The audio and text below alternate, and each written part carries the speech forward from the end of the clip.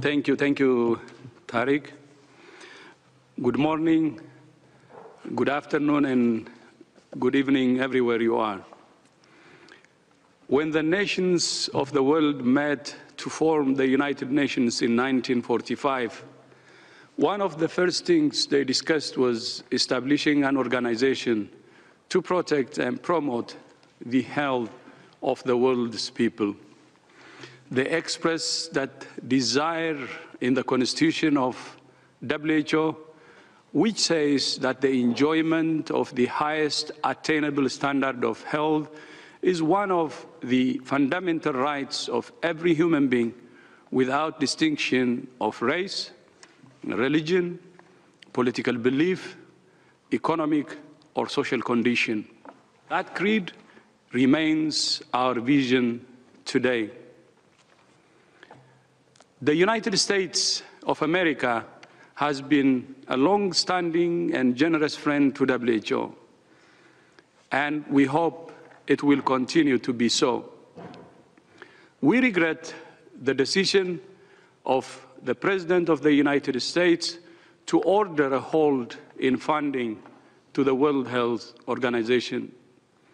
With support from the people and government of the United States, WHO works to improve the health of many of the world's poorest and most vulnerable people.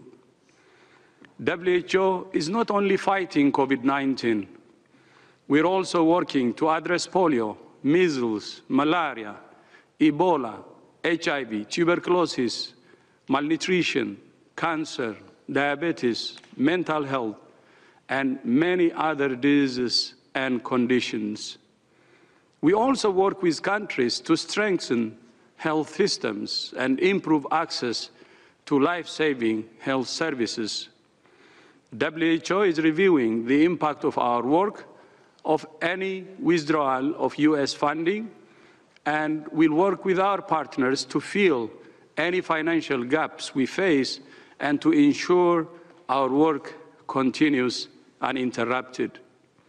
Our commitment to public health, science, and to serving all the people of the world without fear or favor remains absolute. Our mission and mandate are to work with all nations equally, without regard to size of their populations or economies.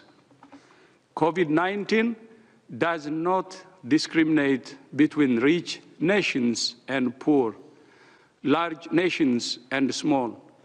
It does not discriminate between nationalities, ethnicities, or ideologies. Neither do we. This is a time for all of us to be united in our common struggle against a common threat, a dangerous enemy.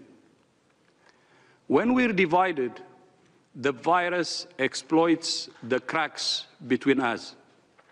We're committed to serving the world's people and to accountability for the resources with which we're entrusted. In due course, WHO's performance in tackling this pandemic will be reviewed by WHO's member states and the independent bodies that are in place to ensure transparency and accountability. For that matter, involving all responders. This is part of the usual process put in place by our member states. No doubt, areas for improvement will be identified, and there will be lessons for all of us to learn. But for now, our focus, my focus, is on stopping this virus and saving lives. WHO is grateful to the many nations, organizations, and individuals who have expressed their support and commitment to WHO in recent days, including their financial commitment.